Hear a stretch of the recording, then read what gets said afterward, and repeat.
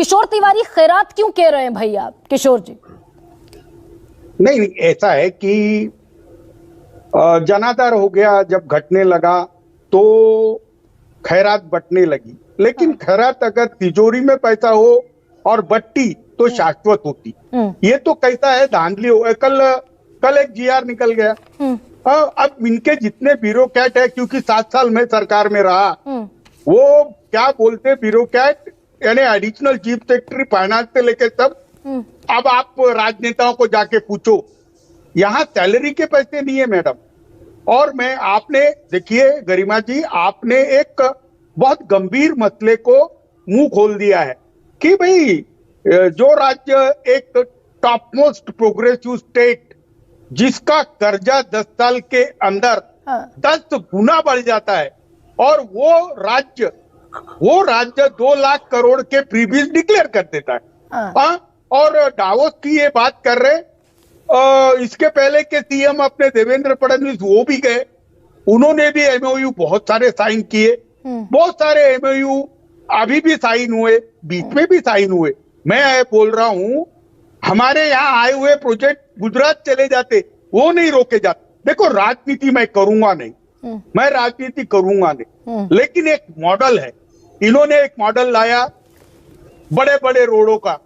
समृद्धि मार्ग लो, दूसरा समृद्धि मार्ग जिसका काम रोक दिया, ये 40 लाख और 60 लाख करोड़ के थे। नहीं, लेकिन किशोर जी, गुगली तो आपने भी फेंक दी। मजा, आप पॉलिटिक्स नहीं कर रहे हैं, गंभीर विषय मेरा, लेकिन छोटा सा एक नॉन सीरियस, एक लाइट मोड में सवाल पूछ रही हूं मैं। गुगली आपने फेंकी, क्या कहा उद्धव ठाकरे ने?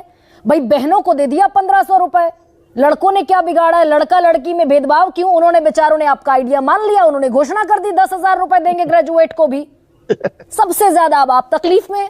आइडिया आपका, गुगली आपने फेंकी, तब देखना था कि राज्य पर कितना कर्ज है।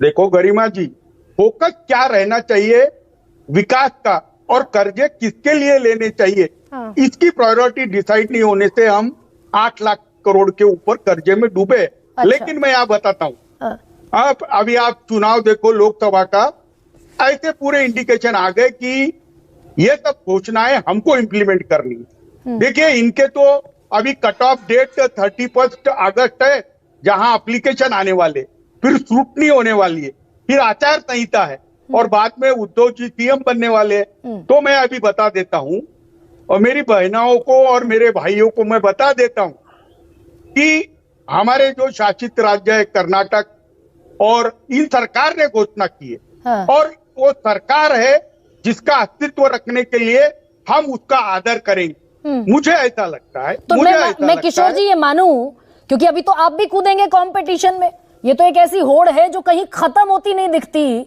तो आप जब अपना मैनिफेस्टो जारी करेंगे महाराष्ट्र के चुनाव के लिए, तो आप कोई फ्री भी अनाउंस नहीं करेंगे?